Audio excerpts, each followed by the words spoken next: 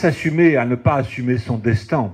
Destin qui, par ailleurs, et par des concours de circonstances et par des, je dirais, des circonstances chronologiques, est extraordinaire. Elle naît un 2 novembre 1755. Le 2 novembre, c'est le jour des morts. Il y a une espèce de fatalité noire du destin de Marie-Antoinette depuis le début, dont vont s'emparer ses hagiographes à la fin du 19e. Léon Blois, cet extraordinaire écrivain mystique, va la qualifier de chevalière de la mort, Marie-Antoinette. Et il imagine les morts qui se penchent sur son berceau, hein, ce fameux 2 novembre 1755. Et vous savez ce qui s'est passé la veille de sa naissance, le 1er novembre 1755? Est-ce que quelqu'un se souvient de ça? C'est la catastrophe la plus importante qu'ait connue le tremblement de terre de Lisbonne. Il y a une espèce de conjonction, de coordination, de catastrophe autour de sa mort qui je dirais, qui réalise un peu autour de cette notion de fatalité la noirceur de son destin. Et donc Marie-Antoinette s'est fuie elle-même. Elle a pendant très longtemps refusé d'assumer ses responsabilités, comme dauphine et comme reine. Et la théorie que j'essaye de développer, ou le portrait psychologique que j'essaye de développer, c'est de dire que, à partir de 1789, elle va décider, pour la première fois de sa vie, de faire face à elle-même, d'assumer son destin et de se prendre en main. Et dans un certain sens, pour la première fois, elle décide de prendre en main les devoirs de sa fonction et les devoirs de sa naissance. Et au fond, si elle a été victorieuse de quelque chose, alors même qu'elle va mourir, elle va mourir de s'être prise en main, elle va mourir de s'être assumée. Si elle est victorieuse de quelque chose, elle est victorieuse par l'obéissance. Obéissance à sa naissance, obéissance à sa fonction de dauphine puis de reine, obéissance à ses devoirs, obéissance à ce qu'elle incarne, c'est-à-dire les droits de la monarchie française. Et c'est en cela que ce procès est un procès en noir et blanc, car véritablement, Marie-Antoinette, dans ce qu'elle a dit à ses juges, dans la façon dont elle s'est comportée face à ses juges, au cours des 3 jours et des 2 nuits de ce procès, entre le 14 et le 16 octobre 1793, Marie-Antoinette a été une sorte de passionnariat du droit divin. Elle a incarné, dans un espèce d'enfermement et d'aveuglement de ce qu'a pu être la Révolution, de ce renversement de souveraineté, elle a été véritablement la dernière qui s'est opposée au principe de la souveraineté populaire, de la souveraineté de la nation. Et c'est en cela que le procès m'a paru être comme si j'avais trouvé la bonne clé pour ouvrir la bonne porte et découvrir ce monde, cette coexistence de mondes qui explique la dynamique de la terreur.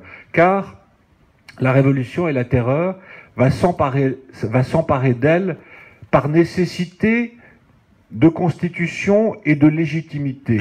Au fond, à chaque fois que la République s'est retrouvée dans une impasse politique ou militaire, et je vous ai parlé de la situation catastrophique de la République dans les premiers mois de 1793, la République va désigner comme une excuse, mais très vite comme un espèce de combustible à la dynamique révolutionnaire, la République va désigner le comploteur et le traître.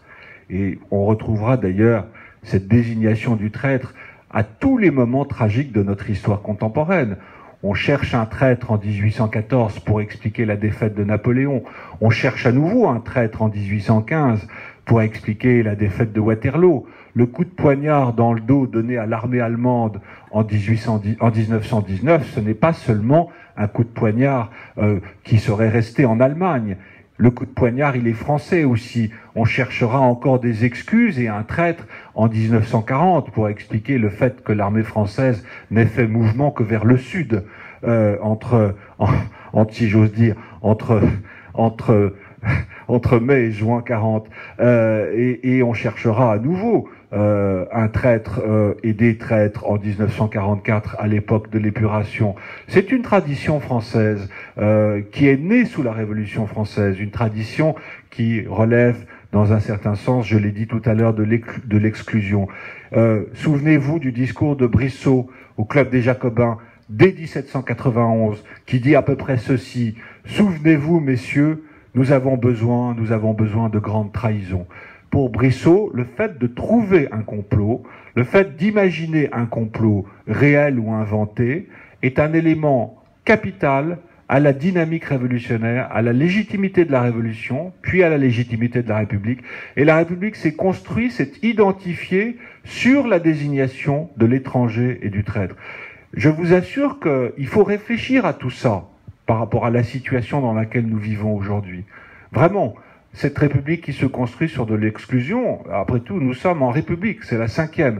Et nous avons aussi à réfléchir à ces questions d'exclusion aujourd'hui, en 2016. Et donc, au fond, la Révolution a une espèce de modernité, à la fois dans ses qualités et dans ses défauts. L'historien n'est pas là pour faire de la morale. Mais enfin, observer le temps, dans la distance du temps, observer des événements aussi fondateurs, et c'est l'événement fondateur, c'est le mythe des fondations, c'est le mythe des origines de la Révolution française. Observer des événements comme celui de la Révolution française, c'est parfois nous donner à comprendre ce que nous sommes aujourd'hui, ce que nous vivons aujourd'hui, dans cette indivisibilité républicaine des débuts du XXIe siècle. C'est vraiment important ça. Alors évidemment, nous ne faisons comme historiens que des clins d'yeux.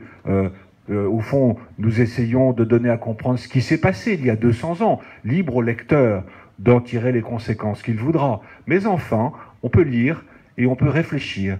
Et donc, Marie-Antoinette, évidemment, a été le bouc émissaire tout trouvé à cette désignation de l'étranger et du traître. Par ailleurs, la politique de Marie-Antoinette est une politique que la Révolution ne pouvait pas comprendre, et la politique de la Révolution est une politique que Marie-Antoinette ne pouvait pas comprendre. Il y a une sorte de relativisme dans cette confrontation des deux mondes, de la contre-révolution et de la Révolution. Qui est le traître de qui dans cette histoire? Qui trahit qui? Pour Marie-Antoinette, c'est la Révolution qui trahit. La Révolution est au fond le fait d'une bande de factieux qui renverse la monarchie. Elle n'a pas de véritable racine profonde dans le pays, dans la nation, alors que pour la République, Marie-Antoinette est au cœur de ce qu'on a appelé le comité autrichien, le complot autrichien. Elle tire les fils, telle une espèce d'horrible Mata Hari, par ailleurs perverse et avec tous les défauts sexuels dont je vous ai parlé tout à l'heure. Elle monte des complots à l'intérieur et à l'extérieur de la République. Elle entretient des correspondances avec les cours étrangères. Elle appelle les armées étrangères à la rescousse pour renverser la République. Il y a donc cette espèce de dialogue de sourds entre deux mondes qui sont deux politiques. La Révolution mène sa politique qui est celle de la constitution de la nation, et Marie-Antoinette mène une politique héritée du renversement des alliances de 1756, qui est une politique traditionnelle de la monarchie française, par ailleurs renversée en 1789. C'est un enfermement, mais c'est un double enfermement. Chacun est enfermé dans un monde mental, dans un monde de représentation, dans un monde politique qui est le sien, et ceci explique que personne, évidemment, ne pouvait se comprendre, et que Marie-Antoinette devait mourir. Elle devait mourir car la République ne pouvait se constituer que sur sa mort et que sur la mise à mort de cette femme qui incarnait tout ce que la République détestait. Une femme, une reine, mais aussi une mère. Et là, j'en viens aux accusations les plus, je dois dire, alors là, pour utiliser un terme moral, les plus violentes, sinon les plus douloureuses, sinon les plus atroces, qui ont été portées par la Révolution et par le tribunal révolutionnaire à cette reine déchue qu'est Marie-Antoinette en 1793. Faute de preuves, alors qu'elles existaient, faute d'avoir trouvé... La Révolution, c'est aussi le bordel. Les comités se multiplient, personne ne sait où sont les papiers, tout le monde empiète sur tout le monde, tout le monde, les révolutionnaires, se tueront les uns les autres allègrement. Ils n'auront pas seulement besoin de trouver des contre-révolutionnaires et des suspects. Vous connaissez le mot de Vergniaud, la Révolution est comme Saturne, elle dévorera tous ses enfants. Et en effet... il y a une communauté tragique de destin de l'accusé et des accusateurs, car la plupart des juges, la plupart des jurés du tribunal révolutionnaire vont finir eux aussi par mourir sur l'échafaud. Les 2/3 des jurés, des 15 jurés du tribunal révolutionnaire vont monter sur l'échafaud après le renversement de Robespierre, au moment de la réaction dite thermidorienne de 1794 et 1795. Et donc, je ne sais plus ce que je disais. Qu'est-ce que je disais? Parlez-nous justement de ces jurés, puisque c'est vraiment l'aspect... Oui, non, je voulais parler du crime absolu des enfants. Voilà. Faute d'avoir trouvé des preuves, on va parler des jurés, faute d'avoir trouvé des preuves, dans l'imagination, je veux dire, assez maladive de Fouquier-Tinville, l'accusateur public, dont j'écris le portrait ici, qui est l'homme du procès. Hein. C'est lui qui, avec Robespierre, avec le comité de salut public, organise ce procès politique. Et il l'organise avec Hébert. Est-ce que vous avez entendu parler d'Hébert? Hébert est le rédacteur du journal le plus extrémiste de la Révolution, l'aile gauche absolue. C'est le Mélenchon, si vous voulez, de la terreur, Hébert. Hein. Il rédige un journal qui s'appelle Le Père Duchesne. Et c'est lui qui porte les accusations et les injures les plus dures à Marie-Antoinette, qu'il traite de putain d'Autriche, de salope autrichienne, de tout ce que vous voudrez, à longueur de colonne, et qui demande la tête de Marie-Antoinette depuis des mois et des mois. Et Fouquier-Tinville et Hébert, faute de preuves patentes, faute d'avoir trouvé ces lettres encodées puis décodées qu'écrivait Marie-Antoinette aux cours européennes, on invente un crime sexuel. Car le procès de Marie-Antoinette, c'est le premier procès pour crime sexuel de l'histoire de France, de l'histoire contemporaine. C'est le premier. Et voilà pourquoi, d'ailleurs, j'ai été assisté à des procès d'assises pour essayer de... Vous savez, il y a quelque chose d'un climatologue dans l'historien. On a quelque chose en commun avec les géographes et les climatologues. C'est quoi? C'est essayer de mettre le doigt sur l'ère du temps. Quel était l'ère du temps à un moment donné de l'histoire? Quel temps faisait-il? Pas seulement d'un point de vue matériel, est-ce qu'il pleuvait, est-ce qu'il faisait beau, mais quelle était l'ère du temps dans la tête des gens? Qu'est-ce qu'il y avait dans la tête des gens? Dans la tête des jurés, dans la tête des juges, dans la tête de Marie-Antoinette. Et donc, dans la tête d'Hébert et dans la tête de Fouquier-Tinville, il y a eu cette idée, je dois dire très incroyablement malsaine et odieuse, d'utiliser le fils, le jeune, le dauphin et le petit Louis XVII pour les royalistes, le petit Marmottin ou le fils Capet pour les révolutionnaires, d'utiliser le fils contre la mère et d'extorquer des aveux par la peur et par l'ivrognerie aussi, en le faisant boire au temple, au petit dauphin, pour lui faire porter une accusation d'inceste contre sa mère.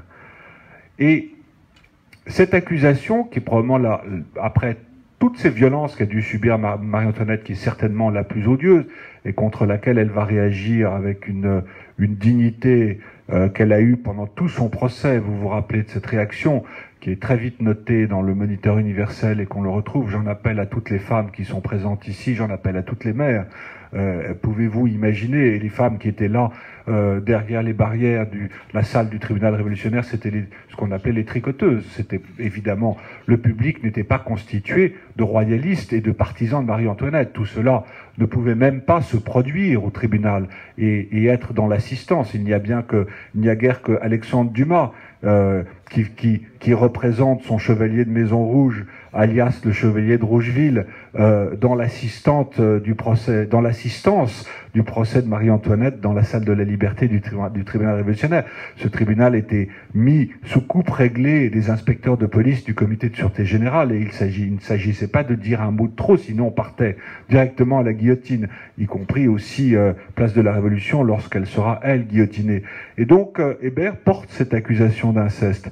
Mais il y a une logique et, je dirais, une explication politique à cette accusation d'inceste, au fait que Hébert accuse Marie-Antoinette, et d'ailleurs sa belle-sœur, Madame Élisabeth, la sœur de Louis XVI, d'avoir couché avec cet enfant de 8 ans,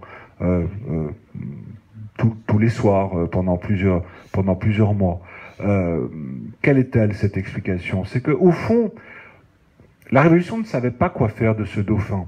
Et ce dauphin, il existait. Il va mourir 2 ans plus tard, probablement de mauvais traitements, en 1795. Oh, il y aura la thèse, les partisans de la substitution et de l'existence. Alors, je rentre pas dans ces méandres-là. Mais le dauphin embarrassait les révolutionnaires. Parce que du point de vue des royalistes, le roi est mort, vive le roi. Le mort saisit le vif. Et pour les royalistes, le petit dauphin, il est Louis XVII et il continue la dynastie monarchique, la dynastie des Bourbons. Donc, que faire de ce dauphin? Et au fond, dans la tête d'Hébert et de Fouquier-Tinville, l'idée a été de procéder à un nouveau régicide. On a eu un premier régicide, le 21 janvier 1793, avec l'exécution de Louis XVI, place de la Révolution. Et avec le procès de la Reine, on a un deuxième régicide. C'est un régicide moral. Il s'agit d'avilir la mère à travers le fils, et en avilissant la mère et le fils, de couper le cordon ombilical de l'hérédité monarchique. C'est-à-dire en accusant la mère d'une action aussi odieuse, on détruit, je dirais, la pureté de cette hérédité monarchique qui fait que la reine est aussi un ventre et qu'elle engendre le futur roi.